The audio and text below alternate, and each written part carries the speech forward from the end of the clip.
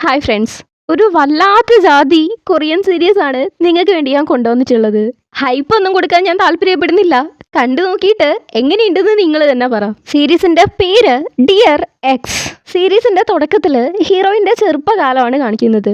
വളരെ അബ്യൂസീവ് ആയിട്ടുള്ള ഒരു അമ്മ കുടിച്ചു വന്നിട്ട് വല്ലാതെ അടിക്കും. ഇപ്പൊ പോലും കുടിച്ച് ബോധം കെട്ട് കിടക്കുവാണ്. അടി കിട്ടി മുറിഞ്ഞെടുത്ത് മരുന്ന് വെച്ചുകൊണ്ടിരിക്കുന്ന സമയത്താണ് അച്ഛൻ അങ്ങോട്ടേക്ക് കയറി വരുന്നത്. അമ്മ എന്നെ ഇങ്ങനെ കുടിച്ചിട്ട് തല്ലുമ്പം അച്ഛൻ എന്നെ വന്ന് രക്ഷിച്ചോടെയെന്ന് ചോദിക്കുന്നേന്, നിന്റെ അമ്മ കുടിച്ചിട്ടുണ്ടെങ്കിൽ എന്ത് കളിയാ കളിക്കുന്നേന്ന് അറിയാലോ, ഞാൻ എങ്ങനെ വന്ന് രക്ഷിക്കാനാ? അവളെ നിയന്ത്രിക്കാനും പറ്റത്തില്ല, ഡിവോഴ്സ് ചോദിച്ചാല് ഒട്ടും തരത്തുമില്ല എന്നും പറഞ്ഞ് ഉറങ്ങുന്ന അമ്മേനെ എടുത്തുകൊണ്ട് പോയിട്ട് അവിടെ വലിയൊരു പടിക്കിട്ടുണ്ട്, അവിടുന്ന് താഴേക്ക് തള്ളി വിടുവാണ്. ആ ഒച്ച വിട്ടിട്ടാണ് ഹീറോയിൻ എണീറ്റ് വരുന്നത്. പുറത്ത് നല്ല മഴയാണ്. വരുന്ന അവൾ അച്ഛൻ്റെ അടുത്ത്, അച്ഛാ നിങ്ങളല്ലല്ലോ ഇത് ചെയ്തതെന്ന് ചോദിക്കുന്നേന്, അവളെയും കൊണ്ട് നിനക്ക് ബുദ്ധിമുട്ടല്ലേ ഉള്ളൂ, അത് വലിയ മൈൻഡാക്കണ്ട, നിനക്ക് ഞാൻ പുതിയ നല്ല അമ്മേനെ കൊണ്ടുതരാം.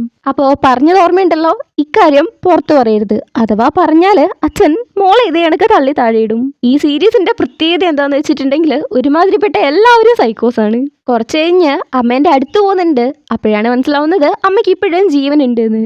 അമ്മേനെ രക്ഷിക്ക്, 911 വിളിക്കേന്ന് അവളുടെ കാല് പിടിച്ച് പറയുന്നുണ്ട്.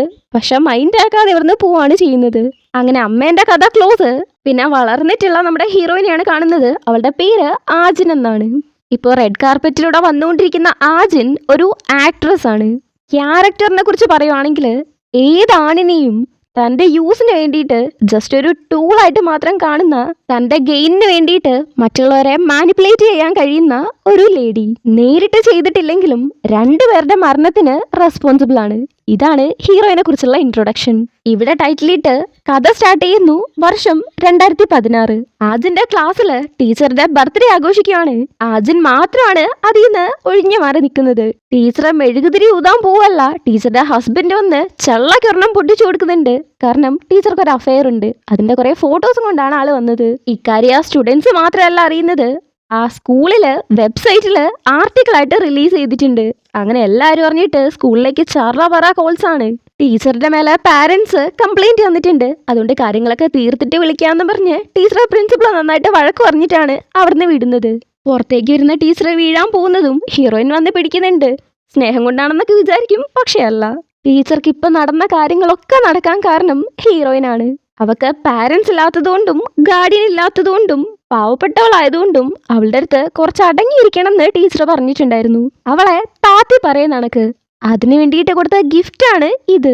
എന്നിട്ട് ഹാപ്പി ബർത്ത്ഡേയും പറഞ്ഞിട്ടാണ് പുള്ളിക്കാരിനെ വിടുന്നത്. ഇതിൽ നിന്ന് തന്നെ മനസ്സിലാക്കാം നമ്മുടെ ഹീറോയിൻ എങ്ങനത്തെ ഒരു പേഴ്സൺ ആണെന്ന്. ഇത് മാത്രമല്ല, ഇനി കാണാൻ കിടക്കുന്നേ ഉള്ളൂ. ഇതാണ് സംഹി, ഹീറോയിന്റെ സ്കൂൾ റൈവൽ ആണെന്ന് പറയാം.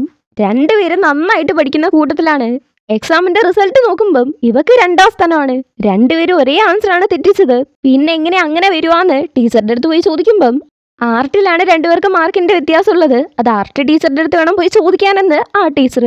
അപ്പോഴാണ് അവൾ ആലോചിക്കുന്നത്, 1 മാസം മുന്നേ ആജിനും ആർട്ട് ടീച്ചറും തമ്മിൽ ഒറ്റയ്ക്ക് നിന്ന് സംസാരിക്കുന്നുണ്ടായിരുന്നു. എന്താ സംസാരിക്കുന്നതെന്ന് ശ്രദ്ധിക്കുന്നതിന് മുന്നേ ഒരു പയ്യൻ വന്ന് അവളെ പിടിച്ചു മാറ്റുന്നുണ്ട്. ഇതാണ് യോൻജുൻ. എന്റെ കൊട അകത്തുണ്ട് എന്ന് പറഞ്ഞ് അവൾ അകത്ത് പോവാൻ നോക്കുമ്പം അതൊന്നും അവിടെ ഇല്ലാന്ന് പറഞ്ഞ് അവളെ അവിടുന്ന് പിടിച്ചു കൊണ്ടുപോകുന്നുണ്ട്.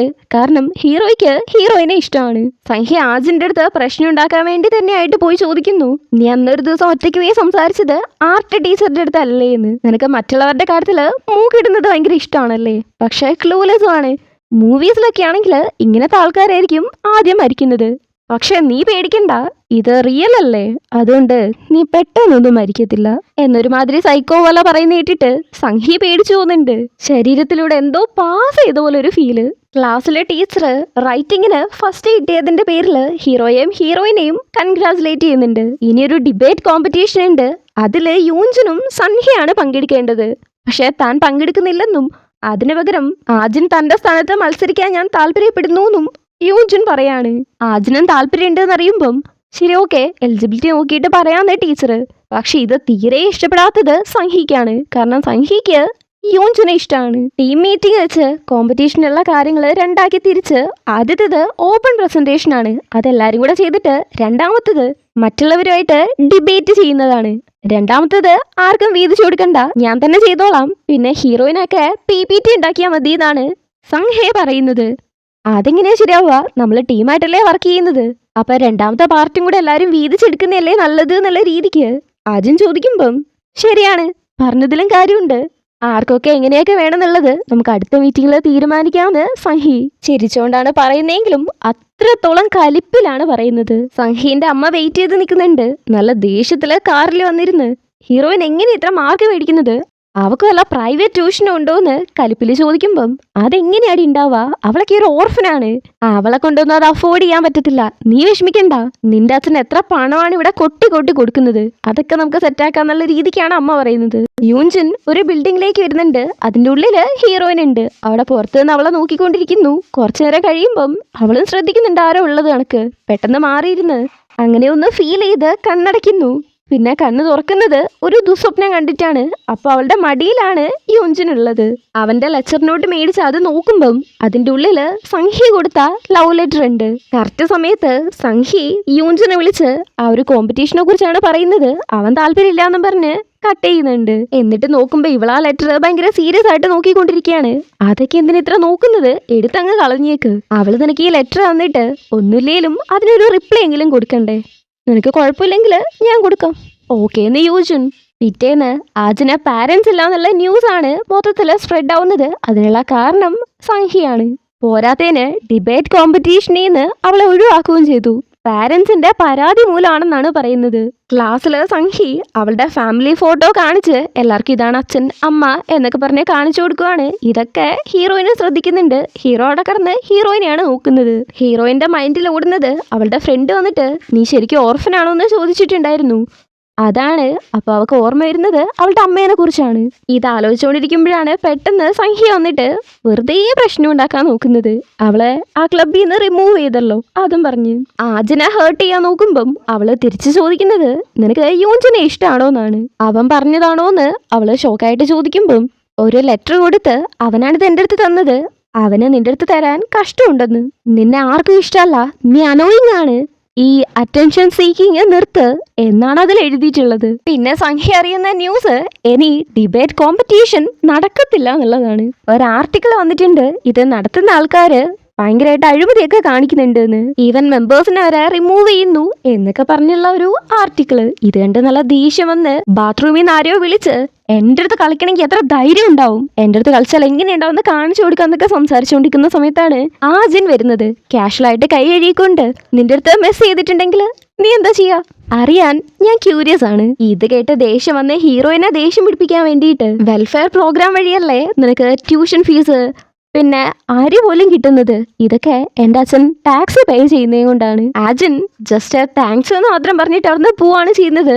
അത് തന്നെ സംഹിക്ക് ഭയങ്കരമായിട്ട് ദേഷ്യം ഉണ്ടാക്കുന്നുണ്ട്.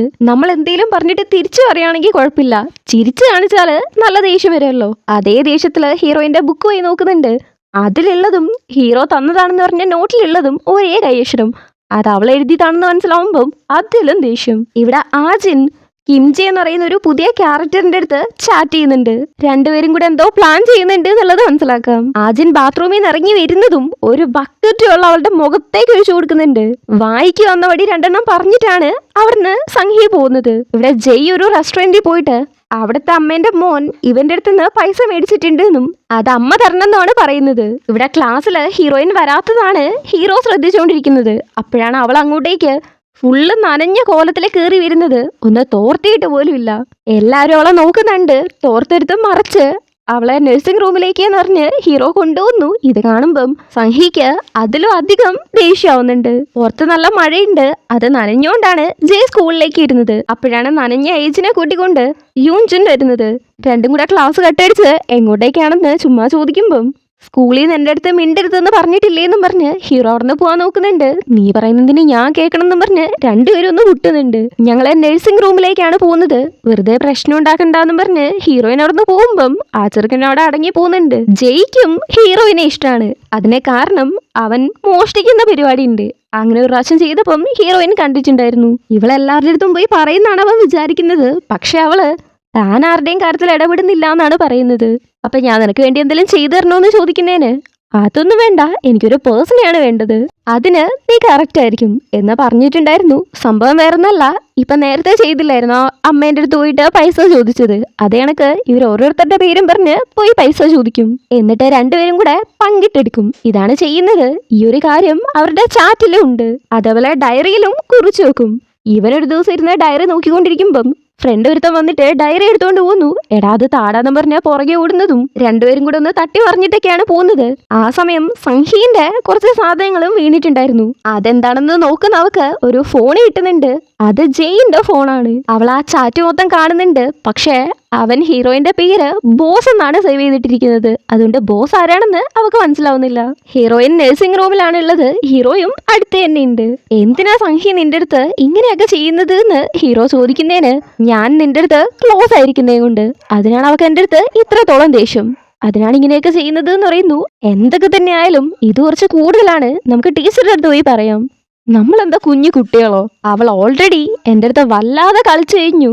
അതിനുള്ളത് അവൾക്ക് ഞാൻ കൊടുത്തോളാം. ശരി, നീ കടക്ക്, തല നനഞ്ഞിട്ടാ ഉള്ളത്, പനി വരും എന്നും പറഞ്ഞ് അവളെ അവിടെ കടത്തുമ്പം അവന്റെ ഷർട്ടിലേക്ക് പിടിച്ച് ഭയങ്കര ഇമോഷണൽ ആയിട്ടും ലവിങ് ആയിട്ടും ഉള്ള കണക്ക് നിന്ന്, ഇനിയും അവൾ എന്താ ചെയ്യാൻ പോകുന്നത് എന്ന് എനിക്ക് വളരെയധികം പേടിയുണ്ട്. നീ എന്നെ ഹെൽപ്പ് ചെയ്യില്ലേ എന്നൊരു ചോദ്യമാണ്. ചെറുക്കൻ അല്ലെങ്കിലേ അവക്ക് വേണ്ടി ചാവും. പിന്നെ she's the master of manipulation. ഏജിന്റെ 2 ക്യാരക്ടറിസ്റ്റിക്സ് ആണ്. ഒന്ന് സൈക്കോതരം, രണ്ടാമത് മാനിപ്പുലേഷൻ. ഇത് ഫസ്റ്റ് എപ്പിസോഡിന്റെ പാതി ആയതേ ഉള്ളൂ. പക്ഷെ ഫസ്റ്റ് പാർട്ട് ഇവിടെ അവസാനിക്കുകയാണ്. ബാക്കി നമുക്ക് അടുത്ത പാർട്ടി കാണാം.